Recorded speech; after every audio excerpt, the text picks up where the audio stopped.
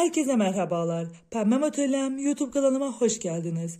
Bugünkü videomda sizlere koton iplerle örebileceğiniz yazlık çok şık bir çanta çalışması yapacağım. Çantamın ismi Lale Çanta Yapımı diye geçiyor. Şu şekilde ben koton iplerle yapmayı tercih ettim. Sizler isterseniz kağıt iplerle, isterseniz makrome ipiyle yapabilirsiniz.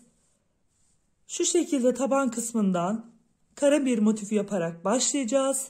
Daha sonra bir üst kısma çıkıp hem arttırma hem eksiltmelerimizi bir arada yapıp çantamızın formunu bu şekilde vereceğiz. Ben taban kısmından sonra yine aynı renkle devam ettim belli bir sıra daha. Daha sonra iki renk çalışması, bir beyaz bir laciverte yakın bir kot mavi tercih ettim. Bağcık kısmını da şu şekilde maviden tercih ettim. Sizler isterseniz lacivertten de devam olarak yapabilirsiniz. Bağcık kısmımızı sık iğnelerle tamamladım. Tığ numarası olarak orta kalınlıkta bir koton iplik kullandığım için 3 numara tığ kullandım. Tabii ki makrome iple ve kağıt iple yapınca numaranızda tığınızın numarası da değişecektir. 3.00 milim tığ ile ördüm. Söyleyeceklerim bu kadar. Şimdi hazırsak çantamızın yapımına geçelim.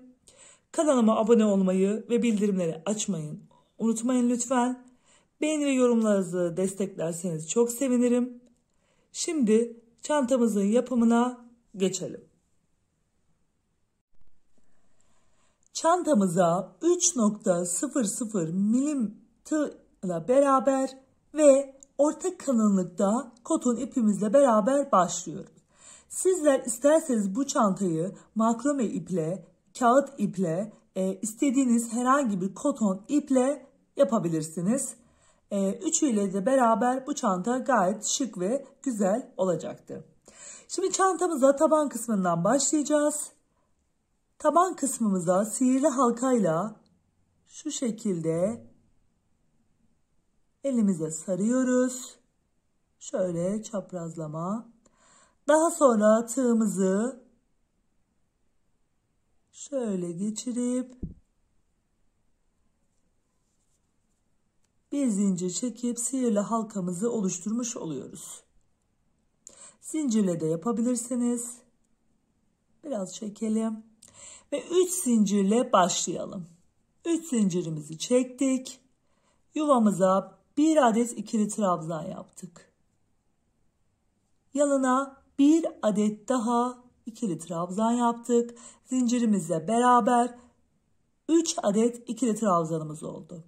2 zincir çektik. Halkamızın içine 3 adet ikili trabzan yapıyorum.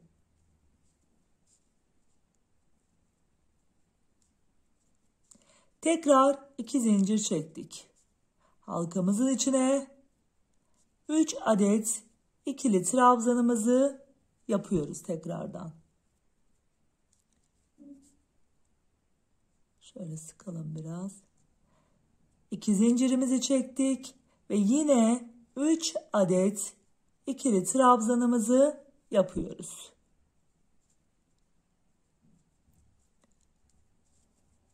Daha sonra ipimizi sıkabildiğimiz kadar sıkıyoruz. Ve gördüğünüz gibi 4 adet üçlü ikili trabzanlarımız oluştu. Bir zincir çekiyoruz. Tığımızın üstüne ipimizi alıyoruz. Şu ip başlangıçtaki birinci ve ikinci trabzanımızın ara noktasına batıp tek seferde çıkartıyoruz. Şöyle. Daha sonra 3 zincir çekiyoruz. 1, 2, 3. Eğer eliniz gevşekse 2 zincir de çekerek yapabilirsiniz. Tığımızın üstüne ipimizi alıp şu boşluğumuza bir adet ikili trabzan yapıyoruz. Buralar bizim arttırma noktalarımız olacak. Tekrar tığımızın üstüne ipimizi alıp bir adet daha yapıyoruz. Ve burada zincirimizi saymayacağız. Her birleştirme aşamasında zincir çektiğimiz yeri es geçeceğiz. Burada yani 2 adet trabzanımız olmuş olacak. Daha sonra trabzanlarımızın üstünü şu şekilde dolduruyoruz. Şuraya batmadım. Şu ilkine batıyoruz. Altta 3 adet trabzan vardı. Yine üstte de 3 adet trabzanımız olmuş oluyor. Daha sonra yuvamızın içine geliyoruz. 2 adet ikili trabzanımızı yapıyoruz. 2 zincirimizi çekiyoruz. Aynı yere yuvaya 2 adet ikili trabzan yapıp arttırma noktalarımızı, köşe noktalarımızı oluşturmuş oluyoruz. Daha sonra üçlü trabzanın üstüne geliyorum. Yine onlara da 3 adet ikili trabzan yapıyorum. Ve tekrar yuvanın içine giriş yaparak 2 adet ikili trabzan, 2 zincir, 2 adet ikili trabzan şeklinde diğer köşemizi de oluşturuyoruz. Buralar bizim köşe noktalarımız. Tekrar 3 adet ikili trabzanımızın üstünü trabzanlarla doldurup devam ediyoruz. Yuvamızın içine 2 adet ikili trabzan, 2 zincir, 2 adet ikili trabzan ve 3 adet ikili trabzan yapıyorum. İlk yuvamızın içine zincir çekip batmıştık. Yuvamızın içine 2 trabzan yapıyoruz. Ve burada bir zincir çekiyoruz. Tığımızın üstüne ipimizi alıp şu ilk yaptığımız zincirin yanındaki trabzan arasına şöyle tek seferde çıkıyorum. Gördüğünüz gibi burada da arttırım noktamız oluşmuş oldu. Tekrar üst zincir çekiyorum. Yuvamızın içine 2 adet ikili trabzanımı yapıyorum. Ve sonrasında trabzanlarımızın üstünü doldurarak devam ediyoruz. Bu şekilde trabzanlarımızın üstüne yine ikili trabzan yaparak devam ediyoruz. Köşe noktalarına geldiğimizde yuvanın içine 2 adet ikili trabzan, 2 zincir, 2 adet ikili trabzan şeklinde devam ediyorum. Tekrar trabzanlarımızın üstüne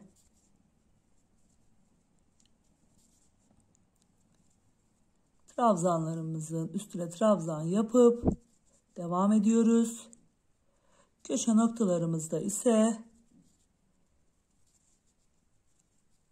2 adet ikili trabzan, 2 zincir, 2 adet ikili trabzan şeklinde sıramı ilerletiyorum.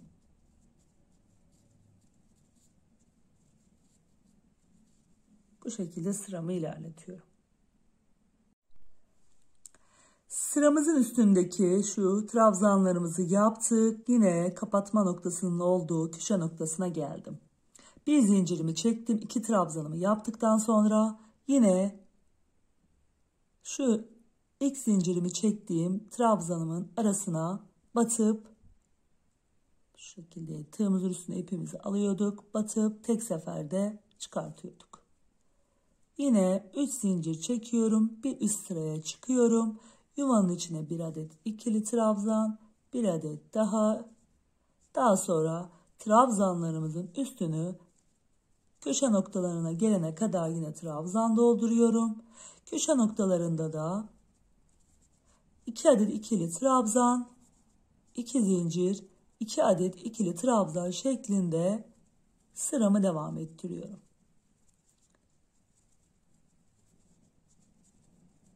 Bu şekilde 4 köşe noktasında aynı işlemi yapıyoruz. 2 trabzan, 2 zincir, 2 trabzan şeklinde. Ara noktalarda da trabzanlarımızı doldurarak çantamızın tabanını hazırlıyoruz. İstediğimiz boyuta kadar getiriyoruz.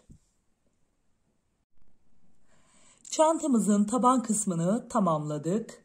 Şu köşe noktalarımızdan saydığımızda 1, 2, 3, 4, 5, 6, 7, 8, 9, 10, 11, 12 sıra tamamladım.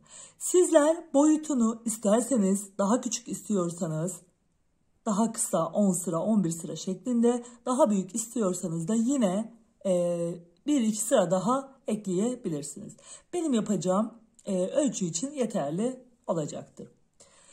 Şimdi her iki arttırım noktasının orta bölümünde olan trabzan orta noktasına küçük bir ayraç koydum.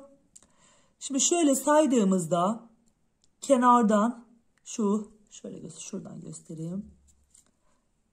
Şöyle. Şu ilk iki trabzanı sayıyorum. 2, 3, 4, 5, 6, 7, 8, 9, 10, 11, 12, 13, 14, 15, 16, 17, 18, 19, 20, 21, 22, 23 trabzan sayıyorum. 24. trabzana ayracımı takıyorum. Yine bu tarafta da diğer noktaya kadar 23 trabzan kalmış oluyor. Sizin elinizdeki yaptığınız parça daha küçük oluyorsa yine orta noktayı buluyorsunuz. Yani mantık yine aynı. Küçük de yapsanız, büyük de yapsanız şu iki arttırım noktasındaki, şu köşedeki iki trabzanı da saydığımızda ortadaki kısmı buluyoruz ve ayraçlarımızı dört bir tarafa şu şekilde takıyoruz. Şimdi geldim. Bir zincirimi çekip yine tığımızın üstüne ipimizi alıp kapatma işlemini yaptım. 3 zincir çektim. Tığımızın üstüne ipimi aldım. Yuvanın içine 2 adet ikili trabzanımı yaptım. Ve tekrar trabzanların üstünü örerek devam ediyorum.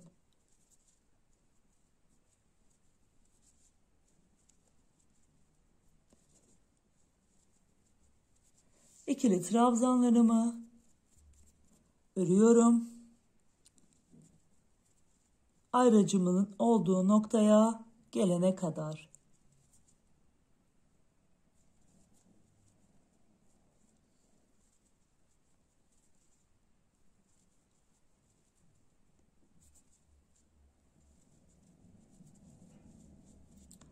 Şöyle diyor, kesmek istemedim. İlkini özellikle nasıl yapıldığını gösterelim ki daha iyi anlaşılsın diye.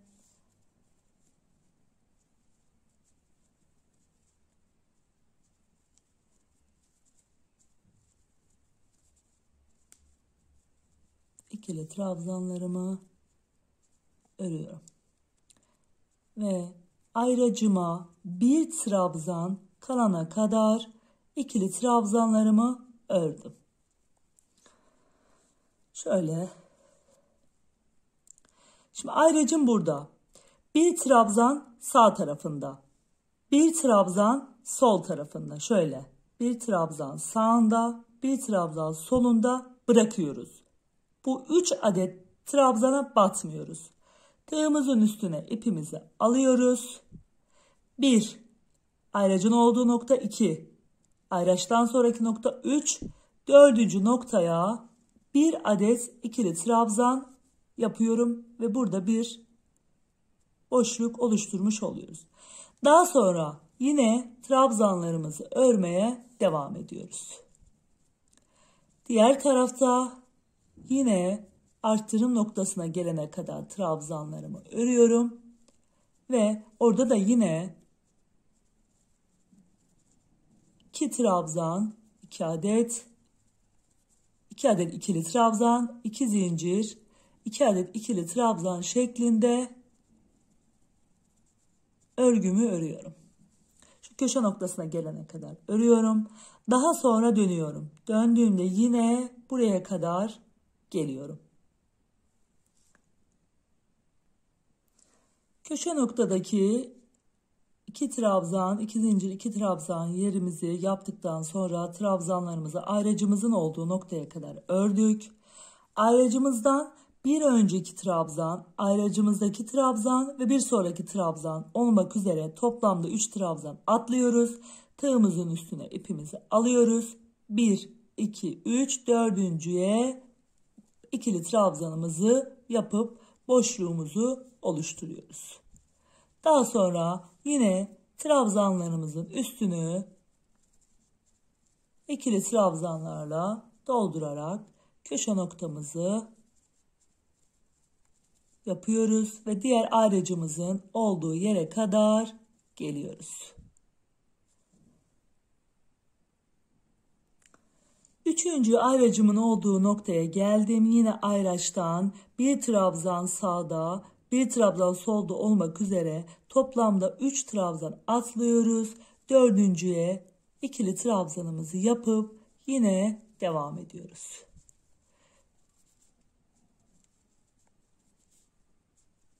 İkili trabzanlarımıza devam ediyoruz. Yine köşe noktaya geliyoruz. Yine diğer ayracımızın olduğu yere kadar örüyoruz.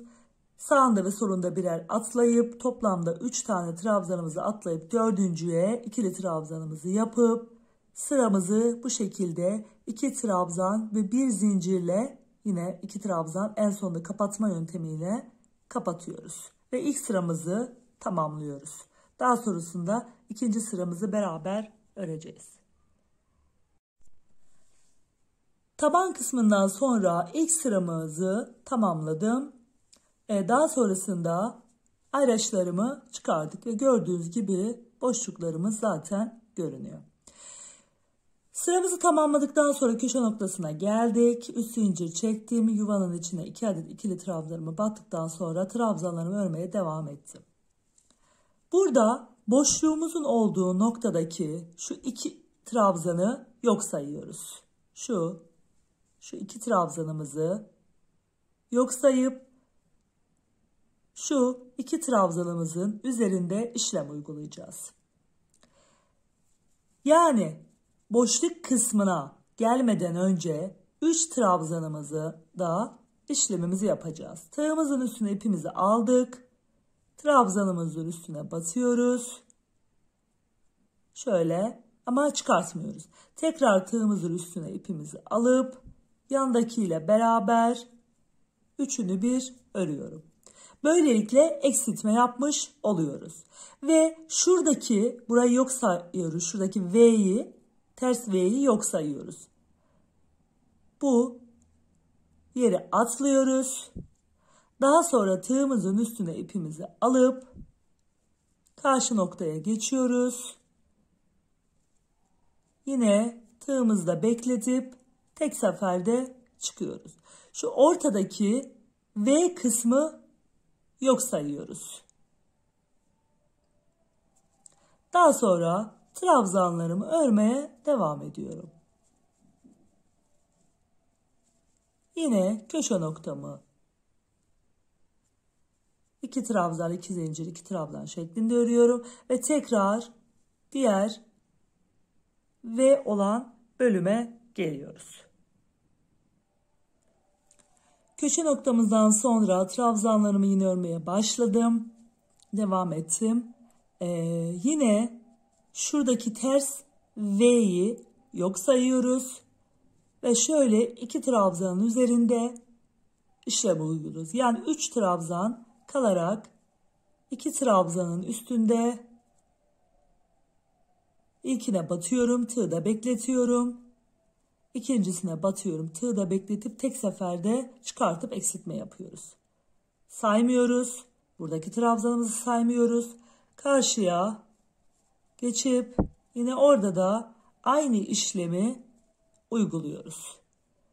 Gördüğünüz gibi şu şekilde V olan yeri yok sayıyoruz. Böylelikle kenarlardan arttırıp ortadan eksilttiğimizde sayımız aynı kalıyor. 23 trabzan bir tarafta, 23 trabzan diğer tarafta olmak üzere. Tabii ki sizin sayınız kaç ise ona göre yine ayarlamasını yapabilirsiniz.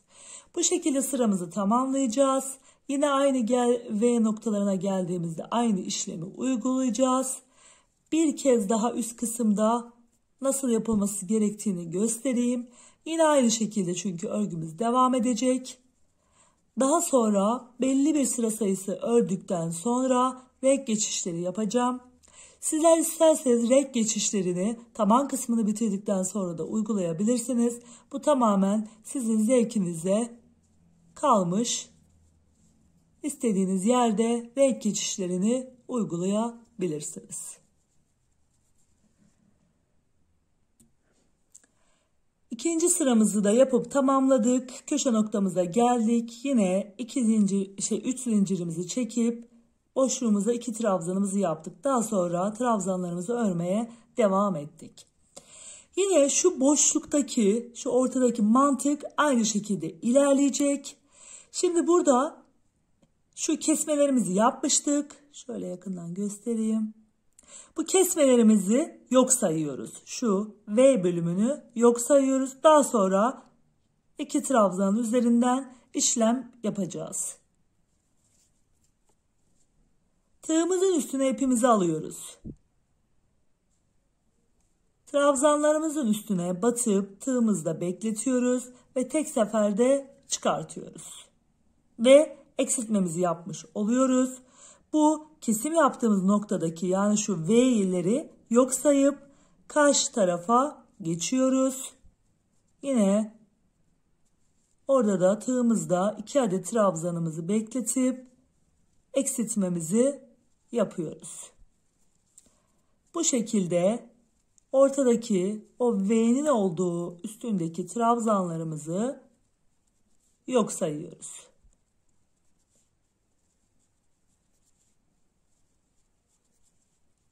Bu şekilde örgümüze devam ediyoruz. Trabzanlarımızı örmeye. Yine köşe noktasına geliyoruz. 2 trabzan 2 zincir şeklinde. Tekrar boşluk kısmına gelene kadar trabzanlarımızı örüyoruz. Köşe noktamızı yaptıktan sonra trabzanlarımızı örmeye devam edip yine aynı noktaya geldik. Şu kısmı saymıyoruz. Sağ tarafta 2 trabzanın üstüne tığımızın üstüne ipimizi alıp bekletiyoruz ve tek seferde çıkartıp eksiltmemizi yapıyoruz. Burayı saymıyorduk. Trabzanımızın üstüne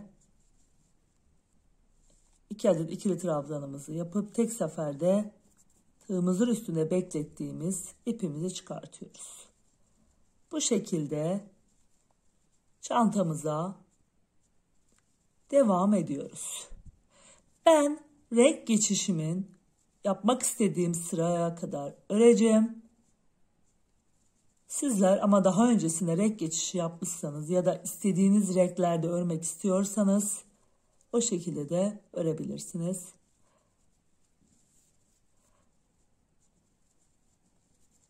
Örmeye bu şekilde devam edelim. Renk geçişimi yaptığım sırada kadar kaç sıra ördüğümü size o zaman söyleyeceğim.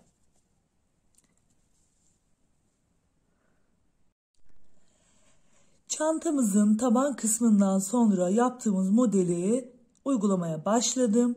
Toplamda taban rengimizle beraber aynı renkte 1, 2, 3, 4, 5, 6, 7, 8, 9, 10 sıra yaptım. 10 sıradan sonra ben bir sıra beyaz, bir sıra başka bir renk ekleyeceğim. Ama sizler isterseniz tek renkle de devam edebilirsiniz. İsterseniz de daha önce de söylediğim gibi taban kısmından sonra başka renge geçebilirsiniz. 3 sıra ördükten sonra başka renge geçebilirsiniz. Tamamen kendi arzunuza kalmış. Şimdi yine orta kalınlıkta bir koton iplik alıyoruz. Şu sıramızın bittiği yerde ipimizi kestik. Bir zincirimizi çekip sabitledik. Daha sonra yuvanın içine bu şekilde ipimizi geçiriyoruz. Daha sonra düğümlüyoruz. Düğüm atıyoruz. Sonrasında içinden şu şekilde geçirip 3 zincir çekip 1, 2, 3 aynı yere tekrar batıp 2 trabzanımızı yapıyoruz.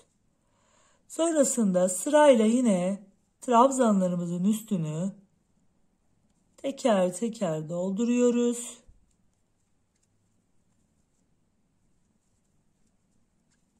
Yine aynı şekilde örgümüze devam ediyoruz. Sadece burada bir sıra beyaz renk uygulamış oluyoruz. Bu şekilde yine aynı noktaya kadar devam ediyoruz. Burada yine aynı şekilde V kısmımızı saymadan iki kenarda eksiltmelerimizi yapıp yine sıranın başına gelip aynı şekilde kapatıyoruz. Bir sıra beyaz ipimizle de ördük. Gördüğünüz gibi güzel bir renk kattı. Şimdi başka bir renkle devam ediyoruz. Sizler dediğim gibi istediğiniz renk kombinini yapabilirsiniz. Ben böyle bir kot mavi bir renk tercih ettim. Yine aynı yöntemle bağlıyoruz. Bir düğüm atıyoruz. Daha sonra yuvanın içinden geçirip 1, 2, 3 zincirimizi çekip yuvanın içine batıp devam ediyoruz. Yine aynı yöntemle trabzanlarımızı dolduruyoruz. V noktalarına yine aynı yöntemle devam ediyoruz. Bu şekilde 3-4 sıra daha örelim. İstediğimiz renklerde ben tabi renk değişiklikleri yine yapacağım. Şimdi kot mavi rengi, daha sonra yine mavi renk, daha sonra yine 2 sıra bu renkle bitireceğim. Bu şekilde sıra sonuna kadar devam edeceğiz. Daha sonra sap bölümünü, bağ bölümünü yapacağız. 10 sıra mavi ipimizle ördükten sonra daha sonra bir sıra beyaz, bir sıra koyu mavi, bir sıra bebe mavisi, 2 sıra koyu mavi olacak şekilde toplamda taban kısmından sonra 15 sıra örmüş oldum. Şimdi bağ kısmını yapacağız. Bağ kısmını yapmadan önce şu ağız kısmının biraz toparlanmasını istiyorum ben. O yüzden yalancı sık iğnelerle aynı yöntemimizle beraber bir sıra mavi ipimizle döneceğim. Ben bağcık kısmını mavi ipimizle yapacağım. Sizler isterseniz aynı renkle de ipimizi koparmadan da devam edebilirsiniz. Şimdi normalde başlangıç noktamızda gördüğünüz gibi şu şekilde bağladım. Şimdi bağcık kısmımızı yapacağımız için öncesinde yani ip koparmamak adına bir önceki kısımdan şöyle bağcık kısmımız burası, bitirdiğimiz kısım burası, geriye doğru geliyoruz. Diğer tepeye şöyle tutuyoruz örgümüzü. Çantamızın ortası burası, kenar arttırma yerlerimiz burası. Bu şekilde bu noktadan ipimizi bağlayacağız. Bir sıra öreceğiz. Yine bu noktaya geldiğimizde bağcık kısmımızın zincirini çekeceğiz. Yuvamıza alıyoruz ipimizi. Daha sonra bir zincir çekiyoruz. Tığımızın üstüne ipimizi alıp yalancı sık iğne ile 2 tane batıyoruz. Daha sonra sıradaki trabzanlarımızın üstünü yalancı sık iğnelerle dolduruyoruz. Her bir trabzanın başına bir adet yalancı sık iğne ile beraber eksiltme yaptığımız V kısmımıza kadar geliyoruz.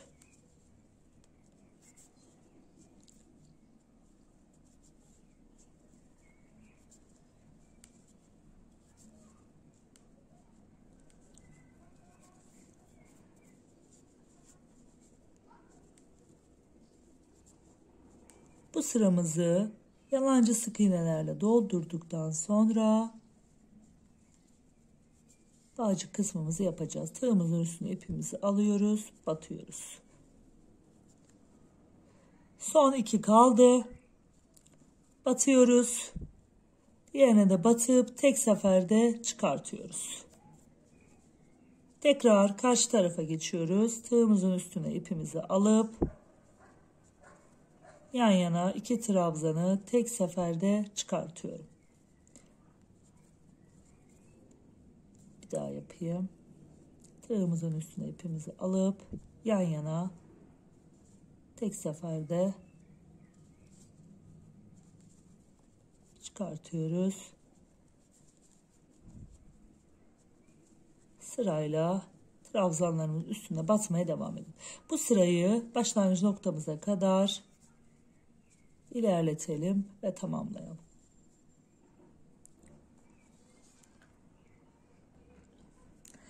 Bir sıramızı tamamlayıp yine aynı noktaya, ipimizi taktığımız noktaya geldik ve birleştirdik. Birleştirdikten sonra zincir çektim bağ için. Toplamda 130 zincir çektim. Sizler bağınızın daha kısa ya da daha uzun olmasını istiyorsanız zincirinizi ona göre çekebilirsiniz. Ben bu çantamda 130 zincir yeterli. Ama sizler 140, 150, 120 çekebilirsiniz. Şimdi şu şekilde çektikten sonra düz yerini şöyle getiriyorum. Bir daha bakayım. Yanlışlık olmasın. Düz yeri ön tarafa gelecek. Şöyle vurulmadan tutuyoruz. Daha sonra diğer noktaya, diğer uç noktaya batıyoruz. Şöyle sık iğne olarak batıp gördüğünüz gibi bağladık. Daha sonra sık iğne ile beraber devam ediyoruz.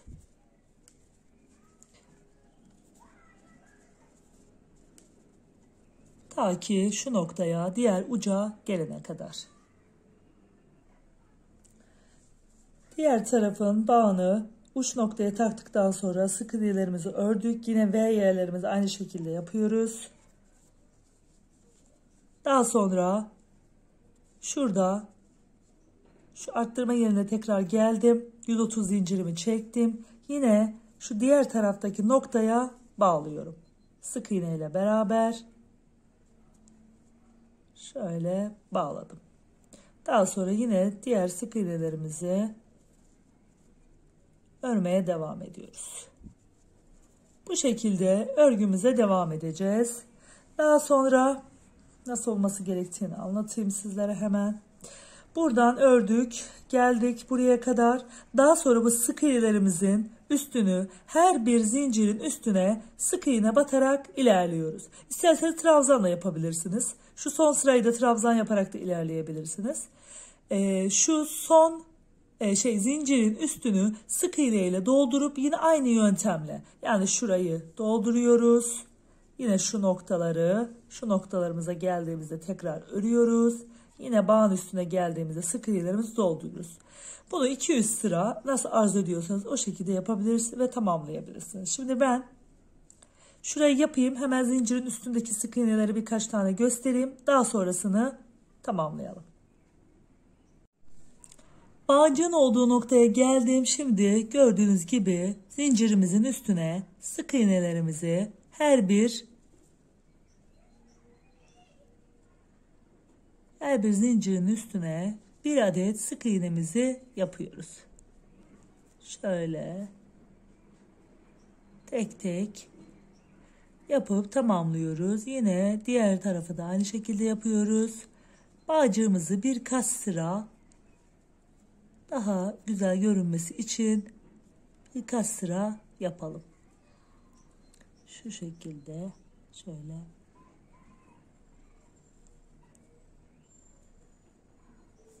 Şöyle gördüğünüz gibi şöyle bu şekilde sık iğnelerle dolduralım. Diğer bağcığımızı da aynı şekilde yapalım. Daha sonra yine aynı noktaya gelip bir sıra daha yapalım. İsterseniz 3. sıra, 4. sıra şeklini ilerletebilirsiniz. Ben yaptıktan sonra karar vereceğim ve çantamızın en son haliyle geleceğim. Evet, çantamızın son halini gördüğünüz gibi bağcık kısmımızı ben 3 sıra şöyle şu şekilde sık iğne çalışması yaptıktan sonra şöyle bitirdim. Gördüğünüz gibi gayet güzel oldu. 3 renk olarak uyguladığım çantam bu şekilde. İçine astar dikmedim. Sizler isterseniz astar da dikip kullanabilirsiniz. Şöyle yazlık olarak kullanabileceğiniz çok şık bir çanta oldu. Sağlıcakla ve esenlikle kalın. Bir dahaki videomda görüşmek üzere.